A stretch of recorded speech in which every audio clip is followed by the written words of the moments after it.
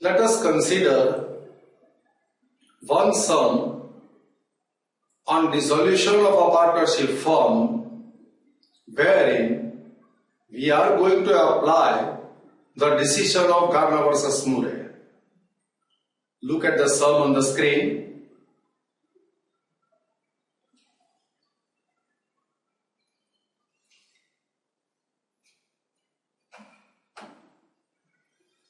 Jaimina, Ramila and Amina are partners in a firm sharing profits and losses in the ratio of 3:1:1 respectively.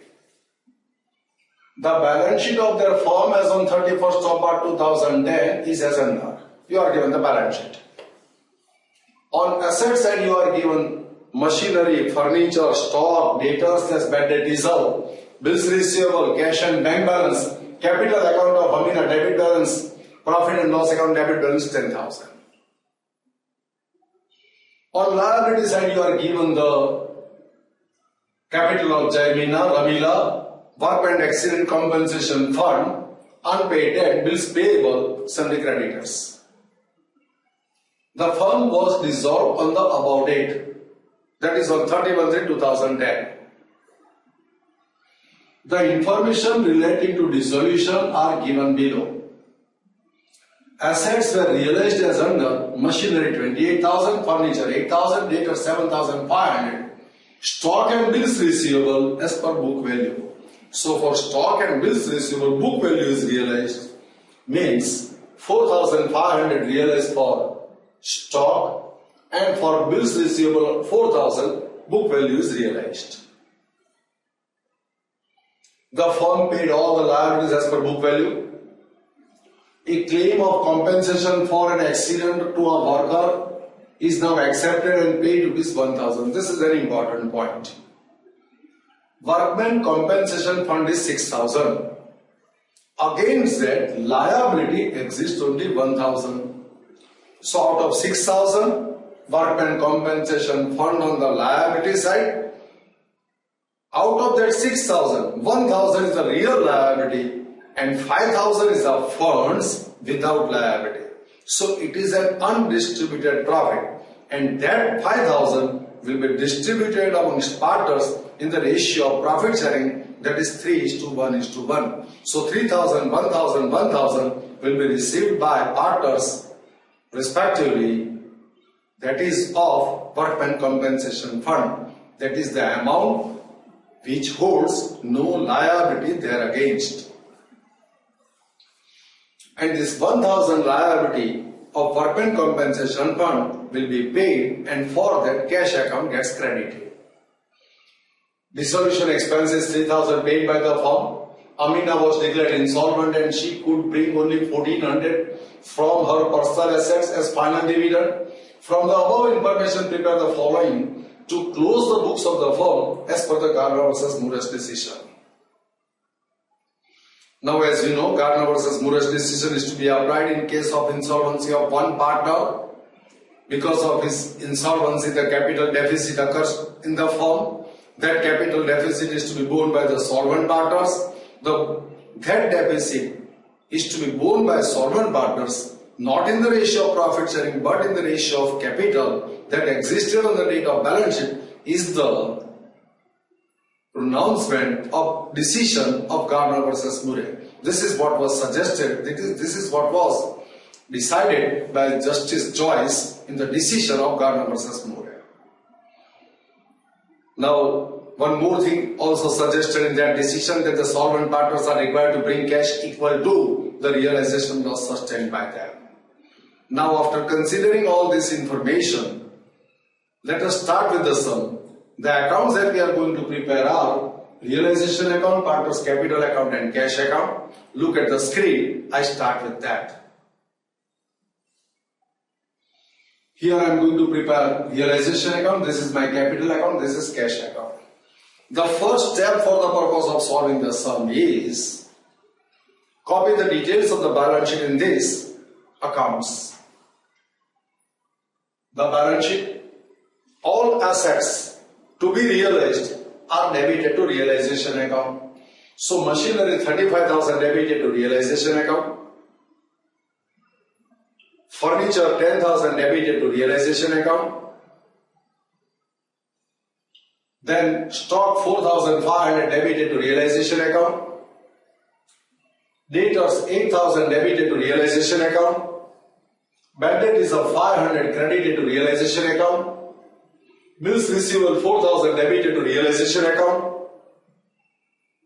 Cash balance is recorded in cash account as opening balance. Capital of Amina is recorded to the debit side of Amina's capital account. Profit and loss account debit balance 10,000 distributed in the ratio of profit sharing, that is 3:1:1. So if you distribute 10,000 in the ratio of 3:1:1, 6,000, 2,000, 2,000 is the distributed amount, and this being loss debited to partner's capital account. So here partner's capital account 6,000, 2,000, 2,000 debited, and profit and loss account is credited there against. This is how the asset side is over. Now I want to consider the details given on the liability side. On liability side, you are given the capital balance, workman compensation fund, bills payable and sundry creditors. The capital balance will be recorded in the capital account on the credit side as opening balance. Now workman accident compensation fund 6,000. As I told you in third point, a claim of compensation for accident to the worker is now accepted and paid 1,000. So against the liability of 6,000, 1,000 is against the fund of 6,000, 1,000 is required to be paid. 5,000 is the fund without obligation. That 5,000 is distributed amongst partners in the ratio of profit sharing, that is 3:1:1. So 3,000, 1,000, 1,000. And this payment of 1,000, amount to be paid 1,000. For that, there are two ways of accounting.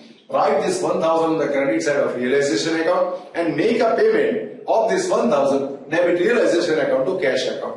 Or might as well you can straightway make a payment of 1,000 and credit cash account for the payment made. So here, what I do?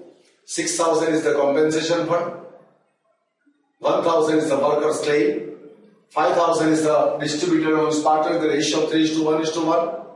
So 3,000, 1,000, 1,000, and 1,000 is credited to cash account, worker's claim paid. Worker's claim paid, cash account is credited by 1,000. This is how this third adjustment is taken care of. Now, unpaid rent credited to realization account, bills payable credited to realization account, creditors credited to realization account. Now I have copied the balance sheet as well as I have considered the third adjustment while copying the balance sheet. Now let me start with the information 1, 2, 4, etc. Now before that, as the Garner versus Morris decision is to be applied, so we are required to find out the capital proportion of solvent partners, because that capital proportion is useful to us for the purpose of distributing the capital deficit of an insolvent partner at the time of concluding the sum, that is at the end. Now, who is declared? Amina was declared insolvent. So Amina was declared insolvent. So Jaimina and Ramila are the solvent partners. Let us find out the capital ratio of solvent partners. Here I prepare the working note for that. Total of credit 32,000, 29 plus 3,000, 32,000. Total of debit 6,000. So capital of Jaimina is 26,000. Total of credit 14,000 plus 100, 15,000 for Ramila. 2,000 amount debited is deducted therefrom. 13,000 is the balance of capital account as at the date of dissolution, that of Ramila. Now 26:30 is the ratio, capital ratio, in which the capital deficit gets distributed. So here 2:1. 2:1 is the capital ratio. Now let me start with the information as I told you. 1, 2, 3 is already considered, 1, 2, 4, etc. That gives you the details of assets realized and how the liabilities have been settled. Now Assets were realized as under machinery 28,000. Journal entry for that is cash account debit to realization account credit. Cash account debit to realization account credit 28,000. Furniture realized 8,000, same entry. Cash account debit to realization account credit. Debtors realized 7,500, same entry. Cash account debit to realization account credit. Look at it. Cash account debit, realization account credit. Stock and bills receivable as per book value. So what is the book value of stock? 4,500, that is realized. Cash account debit to realization account credit. And for bills receivable, book value is 4,000. Cash account debit to realization account credit. This is how the realized value of assets have been credited to realization account and cash account is debited therefore against. Now next, point number 2. The firm paid all liabilities as per book value. What is the book value? Unpaid rent 3,000, bills payable 5,000, creditors 22,000. Book value has been paid. When the liabilities are paid, realization account is debited and cash and bank account gets credited. Let us start with that. So, realization account debit to cash account, unpaid rent paid, realization account debit to cash account, bills payable 5,000 paid, realization account debit 22,000 to cash account credit 22,000, creditors that have been paid. So this is how the liabilities are paid, realization account debit to cash account credit. Now dissolution expenses paid 3,000, realization account debit to cash account credit 3,000. So this is how for 33,000 entries is realization to cash. Now assets are realized, liabilities are settled. What is the next point? Next point is to account for the insolvency of Amina. Now look at the 5th point. Before that, what we are required to do? Close the realization account, find out the realization profit or loss, that will be distributed amongst partners. So insolvent partner is also supposed to share in the realization profit or loss. After that you can work out the capital deficit of an insolvent partner. So before you work out the capital deficit of an insolvent partner, it is necessary that the realization account should be closed, because insolvent partner is also going to share the profits and losses of realization of asset and settlement of liability. So total of debits are 94,500. From that we are required to deduct the items credited to realization account, that is 500, 3,000, 5,000, 22,000 and 52,000. So this is the loss, 12,000 is the loss. Now this 12,000 loss will be distributed amongst all partners, solvent and insolvent both, and in the ratio of profit sharing, that is 3:1:1. So if you distribute 12,000 in the ratio of 3:1:1, 12,000 into 3/5, 7,200 is the share of Jaimima. Then Ramila's share is 2,400 and Amina's share is 2,400. So this loss 12,000 distributed in the ratio of 3:1:1. Losses are debited to the capital accounts of the partners. So here capital accounts have been debited 7,200, 2,400 and 2,400. Now account for insolvency of a partner. As per Garner versus Murray, solvent partners are required to bring cash equal to the realization loss sustained. Let us finish that first. So cash account debit to Jamina's account credit 7,200, cash account debit to Ramila's capital account credit 2,400. So cash brought by solvent partner for the realization loss suffered by them. Amina is insolvent, she is unable to bring the loss. Whatever the amount that she could bring, we are going to record. Now next, record the entry for the cash brought by the solvent partner. Amina was declared insolvent and she could bring only 1,400 from her personal assets as final dividend. So amount brought is 1,400. Cash account debit to Amina's capital account credit 1,400. Now let us work out the capital deficit of Amina's capital account.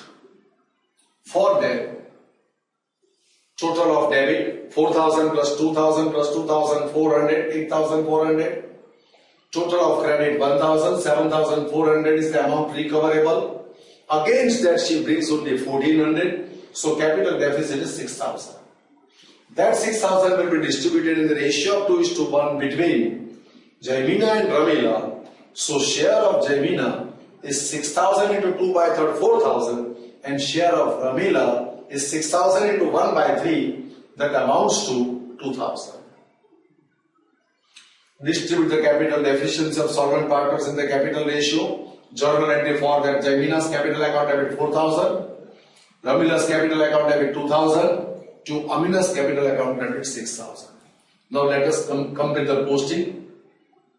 Jaimina capital account debit, Amina capital account credit, Ramila capital account debit, Amina capital account credit. This is how the capital deficit is distributed among solvent partners in the ratio of capital that existed on the date of dissolution. Now we shall close the capital accounts by distribution of this capital deficit in solvent partner account. Gets tallied, means total of both the sides is same. Look at it. 8,400, 8,400. Now we can find out the capital redeemable to the other partners, that is Jaimina and Ramila. So total of credit minus total of debit, we will get the amount redeemable to a partner. So 29,000 plus 3,000 plus 7,200, 39,200. From that you are required to deduct 6,000, 7,200 and 4,000. The redeemable capital is 22,000, and for that cash account is credited. The journal entry for that is Jaimina's capital account debit 22,000 to cash account credit 22,000. Same way, let us work out the redeemable capital for Ramila. Total of credit side is 14 plus 1 plus 2, 17,400. From 17,400, 2,000, 2,400 and 2,000 is deducted. So 6,400 is deducted. So 11,000 is the redeemable capital. This capital is redeemed to Ramila. Ramila is the receiver. Ramila account debit to cash account credit. Payment is credited to cash account. Now partner's capital is ready. Realization account, capital account closed. Last account left is cash account. This is a sum on dissolution of a partnership firm. No cash balance. No cash balance is left in case of dissolution of a partnership firm. Means the total of cash account should agree, total of debit and total of credit of cash account should be same. So have a total 67,000 is the total of credit and 67,000 is the total of debit. This is how total of cash account agrees, and the sum on dissolution of a partnership firm applying Garner versus Murray is demonstrated. I think you must have followed this sum. Thanks to all of you.